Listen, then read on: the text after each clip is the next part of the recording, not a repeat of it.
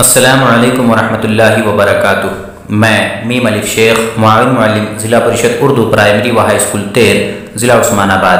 عزیز طلباء، آج ہم 8ویں جماعت کی اردو بال بھارتی کتاب سے سبق نمبر 3 جس کا عنوان ہے دلی کا نہاری والا، جس کے مصنف ہیں اشرف صبوحی، آئیے ان کا سبق آج ہم پڑھتے ہیں۔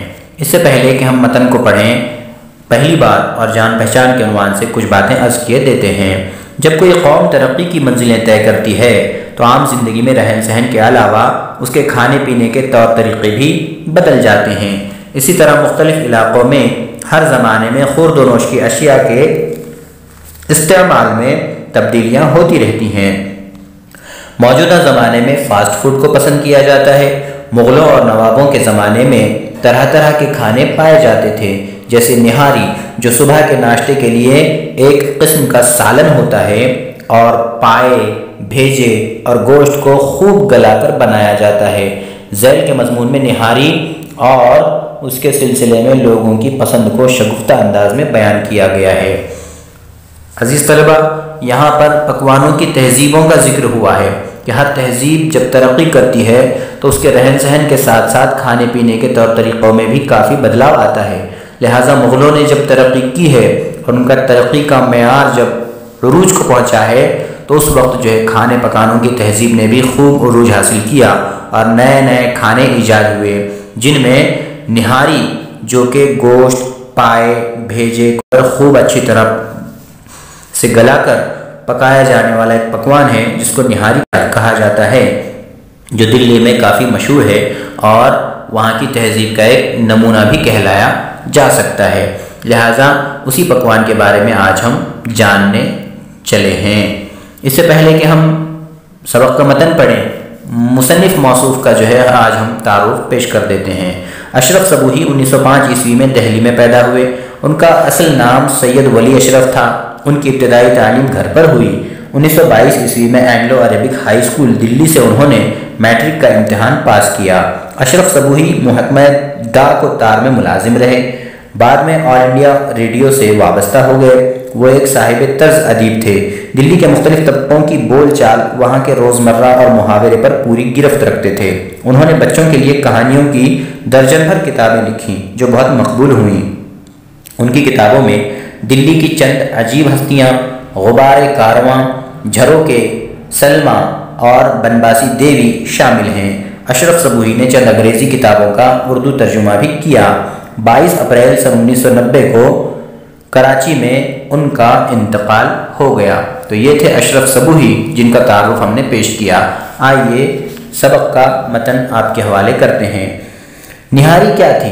12 مسالے کی چاٹ ہوتی تھی۔ امیر سے امیر اور غریب سے غریب اس کا عاشق تھا۔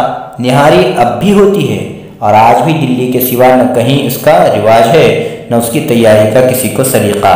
دلی کا ہر بھٹیارا نہاری پکانے لگا، ہر نان بائی نہاری والا بن بیٹھا، مگر نہ وہ ترکیب یاد ہے نہ وہ ہاتھ میں لذت۔ کھانے والے نہ رہیں تو پکانے والے کہاں سے آئیں؟ نہاری کا نام سن کر باہر والے لوٹ ہو جاتے ہیں۔ ملنے والوں سے نہاری کی فرمائش ہوتی ہے۔ اب اگر میزبان سلیقے مند ہے تو خیر، ورنہ کھانے والوں کو منہ پیٹنا پڑتا ہے۔ 4 آنے کی نہاری میں 8 آنے کا گھی کون ڈالے؟ پھر آج کل لوگ یہ بھی نہیں جانتے کہ نہاری کے بعد ترتراتے حلوے یا گاجر کی تری سے مسالوں کی گرمی کو مارا جاتا ہے، اس لیے نہاری بدنام ہو گئی ہے۔ اس کے سوا نہاری بیچنے والوں کو بھی تمیز نہیں رہی۔ ایرے غیرے نتھو خیرے نہاری کی دکانیں لیے بیٹھے ہیں۔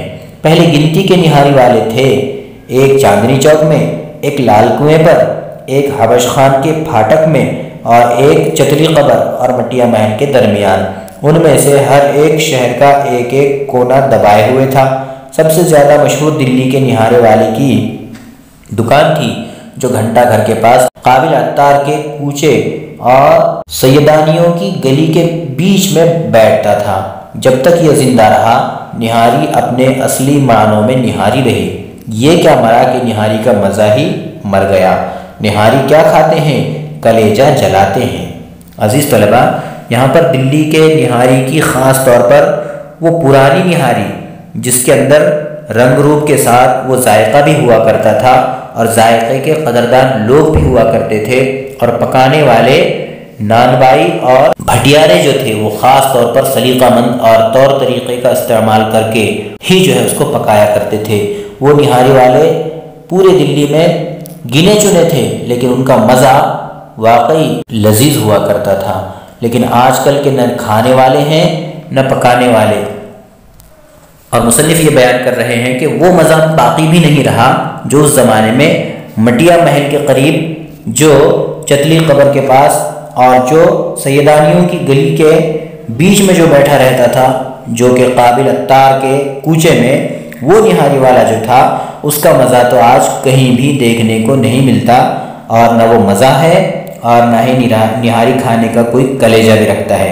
بلکہ آج کل کے نہاری والے نہ نہاری پکانے کا سلیقہ جانتے ہیں اور نہ ہی کھانے والے اس کی لذت سے پوری طرح آشنا ہیں، بلکہ جو کچھ ملتا ہے سوائے کلیجہ جلانے کے اور کچھ حاصل ہوتا ہی نہیں ہے۔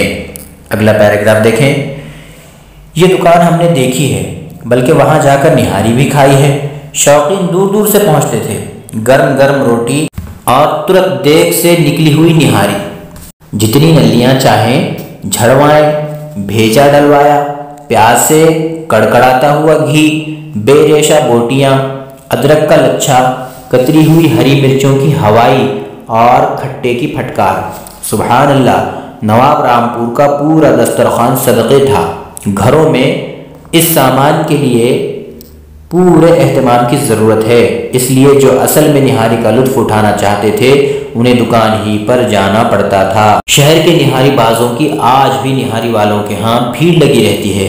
صبح سے 10 بجے تک تانتا نہیں ٹوٹتا تو اس کا ذکر ہی کیا۔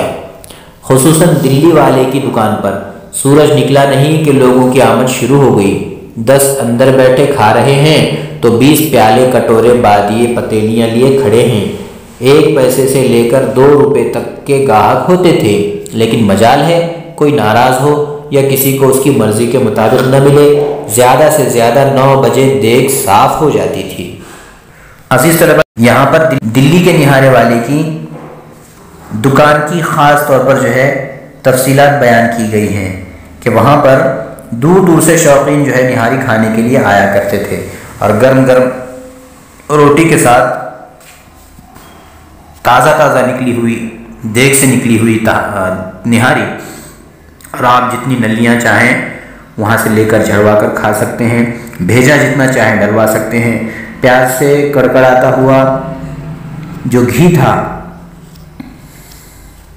وہ بھی آپ جو ہے ڈلوا سکتے ہیں، بوٹیاں جتنی چاہیں کھا سکتے ہیں، ادرک کے لچھے اور کتری ہوئی مرچیں جتنی چاہیں لے سکتے ہیں۔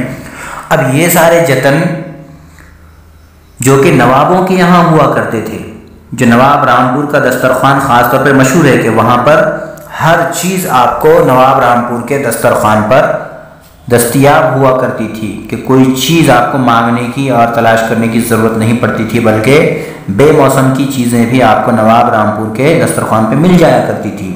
جس طرح کے جتن نواب رامپور کے دسترخوان پر پائے جاتے تھے، اسی طرح دلی کے نہاری والے کے یہاں بھی آپ کو ہر چیز میسر تھی، اور جتنی چاہے اتنی میسر تھی، نہ کسی بات کی کمی تھی نہ کسی بات کی کوئی دقت۔ آپ جو ہے پورا لطف اٹھا کر وہاں کی نہاری کو کھا سکتے تھے۔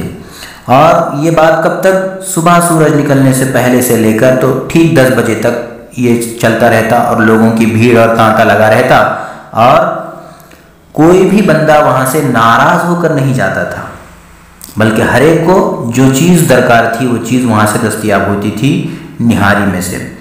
دکان تھی چھوٹی سی کہ 10 اندر بیٹھے کھا رہے ہوتے تھے، اور 20 اپنے پیالے پتیلیاں کٹورے سنبھالے ہوئے باہر انتظار میں کھڑے رہتے تھے، لیکن کوئی ناراض نہیں ہوتا تھا، بلکہ ہر ایک کو اپنے من کی بات وہاں پر دیکھنے کو ملتی تھی، ہر ایک اپنے من کی مراد وہاں پا لیتا تھا۔ 1 پیسے سے لے کر 2 روپے تک کی نہاری وہاں پر بکتی تھی، یعنی جس کو جتنی ضرورت ہے، جتنا درکار ہے وہ اتنا جو ہے وہاں سے لے جایا کرتا تھا۔ اگلا پیراگراف دیکھیں۔ یہ دکاندار دلی کا نہاری والا کے نام سے مشہور تھا، اس کی آن کا کیا کہنا؟ سنا ہے کہ دلی کے ایک رئیس اس کی دکان کو خریدنا چاہتے تھے، 1000 کوششیں کی، روپے کا لالچ دیا، جائیداد کی قیمت دگنی اور چوگنی لگا دی، یہاں تک کہ دکان میں اشرفیاں بچھا دینے کو کہا۔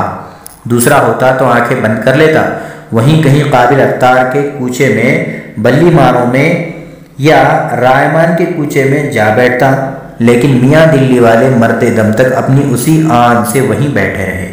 یعنی یہ بات بتائی گئی کہ دلی والے کی نہاری جو مشہور تھی، اس کی شہرت دیکھ کر کسی امیر رئیس زادے نے اس دکان کو خریدنے کی کوشش کی، اس کی قیمت دگنی چوگنی دینے کی کوشش کی، یہاں تک کہ اس کی پوری دکان میں اشرفیاں بچھوا دینے کی بات بھی کی، لیکن اپنی آن، اپنی شان اور عزت کا ایسا مارا تھا وہ شخص کہ اس نے جو ہے وہ دکان چھوڑی نہیں۔ کوئی دوسرا ہوتا تو جلد از جلد چھوڑ دیتا اور کسی دوسرے محلے میں جا کر اپنی دکان ٹھاٹ لیتا، لیکن دلی والے صاحب کا یہ معاملہ تھا، یہ ٹھاٹ تھا اور یہ دبدبہ تھا کہ انہوں نے مرتے دم تک وہ دکان نہیں چھوڑی۔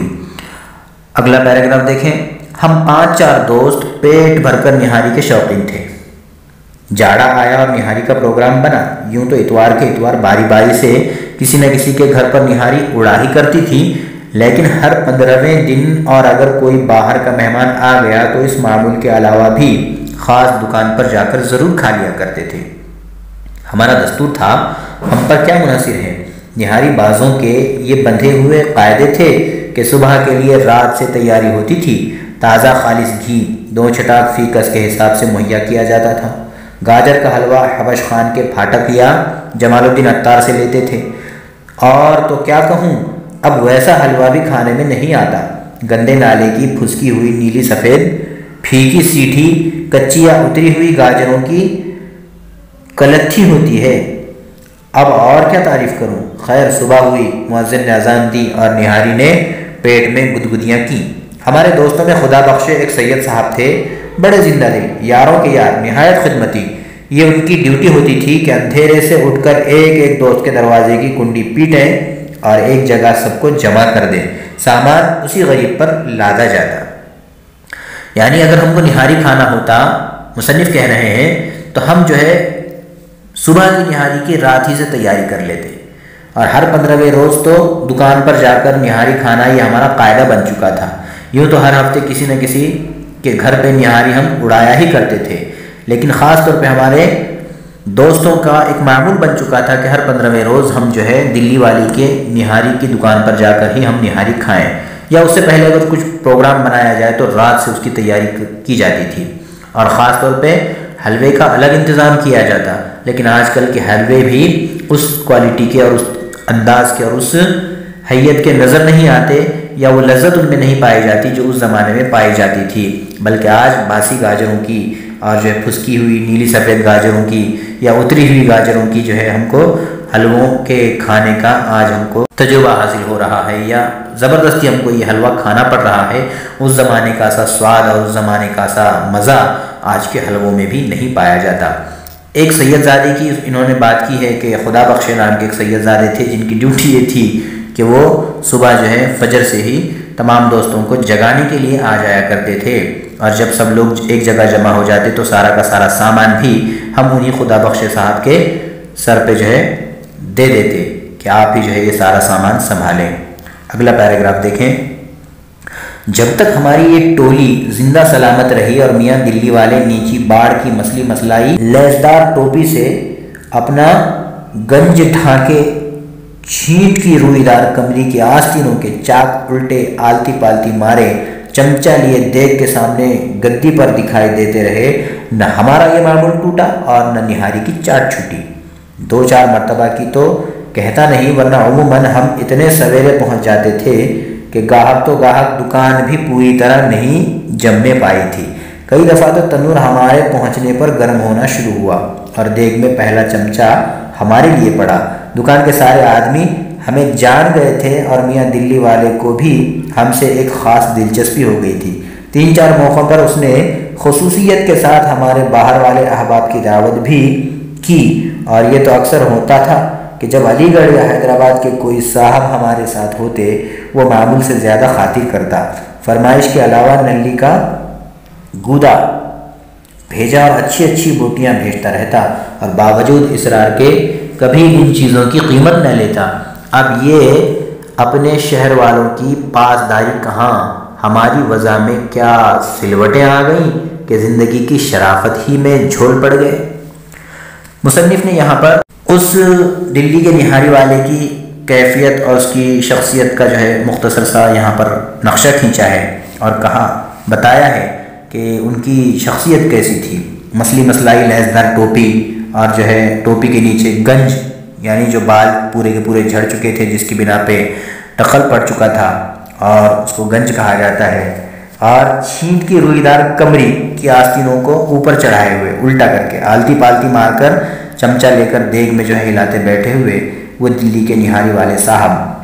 اور ہمارا معمول یہ تھا کہ ہم جو ہے ہمارے اپنے ذائقے کی چاٹ کے ارمان پورے کرنے کے لیے خاص طور پر جو ہے دکان پر پہنچ جایا کرتے۔ کبھی کبھی تو ایسا ہوتا کہ دکان پہ کوئی گاہک بھی نہیں ہوتا اور ہم سب سے پہلے پہنچ جاتے، یا کبھی کبھی تو ایسا بھی ہوا کہ دکاندار بھی خود موجود نہیں ہوا اور ہم وہاں پہنچے ہوئے نظر آئے۔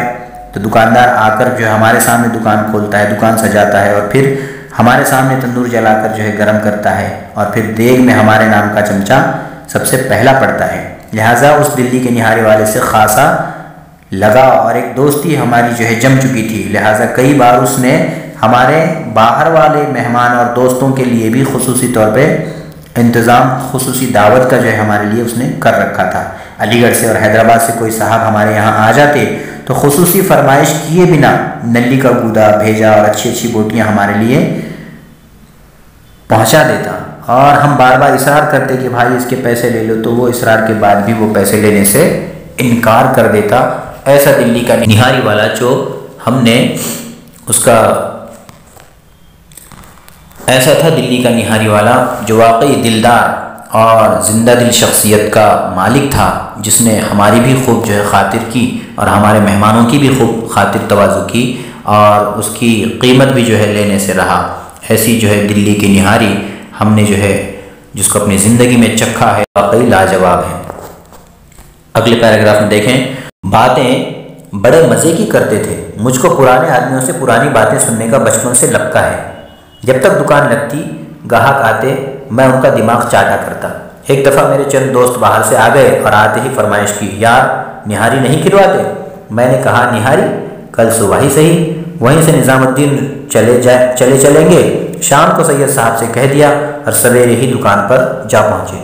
دیگ ابھی کھلی نہ تھی، تنور گرم ہو رہا تھا۔ ہمیں دیکھتے ہی دلی والے کہنے لگے، حضرت 15 منٹ انتظار کرنا پڑے گا، ذرا تندور کا تاؤ آ جائے۔ مگر آج یہ آپ کے ساتھ کون صاحب ہیں؟ پنجاب کے معلوم ہوتے ہیں۔ ہاں، خاص مالیار کوٹلہ کے رہنے والے ہیں۔ میں نے کہا، کیا یاد کریں گے، نہاری تو کھلا دو۔ مگر میاں نہاری میں تو مرچیں زیادہ ہوتی ہیں۔ جو کچھ بھی ہو، کوئی صورت ایسی نہیں کہ مرچوں کی جھونج کم ہو جائے۔ کھٹے اور گھی کے سوا اور کیا علاج ہے؟ لیکن میاں تمہارے کھانے کا مزہ جاتا رہے گا۔ خیر اللہ مالک ہے، کھلاؤ تو صحیح، اپنی طرف سے تو کمی نہیں کروں گا۔ پھر بھی ناک آنکھ بہنے لگے تو ان کی تقدیر۔ یعنی ایک مرتبہ کا واقعہ جو ہے مصنف نے ذکر کیا ہے کہ ہمارے ایک دوست پنجاب سے آئے ہوئے تھے، مالیار کوٹلہ سے، تو ان کو جو ہے آتے ہی اس بات کی پڑی کہ میاں نہاری کب کھلاؤ گے؟ تو میں نے جو ہے کل صبح کا وعدہ کر لیا کہ کل صبح ہی ہم چلیں گے اور وہاں سے نظام الدین سے سیدھے جو ہے نہاری والے کی دکان پر چلیں گے۔ اور ہم چلے ہی پہنچے جب دکان پر تو کیا دیکھتے ہیں کہ ابھی جو ہے دکان کھلی بھی نہیں تھی۔ جب نہاری والے صاحب آئے اور انہوں نے کہا کہ میاں حضرت ابھی جو ہے 15 منٹ لگیں گے، تندور کو تاؤ آئے گا، پھر جو ہے کام بنے گا، تب تک کے لیے انتظار کرنا پڑے گا۔ اور موصوف کی طرف دیکھ کر پہچان لیا کہ پنجاب کے معلوم ہوتے ہیں۔ تو میں نے کہا کہ ہاں مالیار کوٹلہ کے ہیں۔ مصنف نے کہا تو ٹھیک ہے، جب پنجاب کے ہیں تو مرچیں زیادہ پڑتی ہیں ہماری نہاری کے اندر، تو مرچیں کیسے یہ کھائیں گے اور کیسے برداشت کریں گے؟ تو میں نے ان سے کہا کہ مرچ کا جو تیکھا پن ہے اس کو کچھ کم کرنے کے لیے، اس کی جھونج کو، اس کے تیکھے پن کو کم کرنے کے لیے کوئی علاج ہے کیا؟ تو انہوں نے کہا کہ کھٹا اور گھی، یہ دونوں کا علاج یہ ہے کہ مرچ کا جو تیکھا پن ہے وہ ذرا کم ہو جائے گا۔ تو خیر انہوں نے کہا کہ اللہ مالک ہے، میں اپنی طرف سے پوری کوشش کروں گا کہ جھانج کم آ جائے، تیکھا پن کم محسوس ہو، لیکن پھر بھی اگر ان کی آنکھیں اور ناک بہنے لگے تو یہ ان کی تقدیر ہے۔ اس طرح سے اس نے جواب دے دیا۔ تو عزیز طلباء، یہ ہم نے نہاری کے بارے میں اور نہاری والے کی شخصیت کے بارے میں جو کچھ جاننے کی کوشش کی ہے، امید کرتے ہیں کہ آپ کو یہ ساری باتیں بڑی مزے کی لگی ہوں گی اور آپ کے منہ میں نہاری کو سن کر پانی بھی آ گیا ہوگا۔ لہٰذا آپ بھی اپنے گھروں میں نہاری بنا کر کھائیں، اپنی ماؤں سے، گھر کی عورتوں سے کہیں کہ جو ہے نہاری بنا کر وہ کھلائیں۔ ہوتا کیا ہے، اصل میں یہ پائے، بھیجا اور گوشت کا جو ہے مکس خمیر ہوتا ہے، جس کو سالن کی شکل میں جو ہے پکایا جاتا ہے خوب گلا کر، لہٰذا بڑا ہی ٹیسٹی ہوتا ہوگا۔ ہم نے بھی دلی کی نہاری تو کھائی نہیں ہے، لہٰذا آپ بھی اس کا جو ہے لطف اٹھائیں اپنے گھر میں تیار کر کے، ہم بھی اٹھائیں گے۔ لہٰذا امید کرتے ہیں کہ یہ سبق آپ کے ذہن نشین ہو گیا ہوگا، لہٰذا اس کے مشقی سوالات کو آپ حل کریں۔ اس امید کے ساتھ ہم آپ سے وداع لیتے ہیں۔ السلام علیکم ورحمۃ اللہ وبرکاتہ۔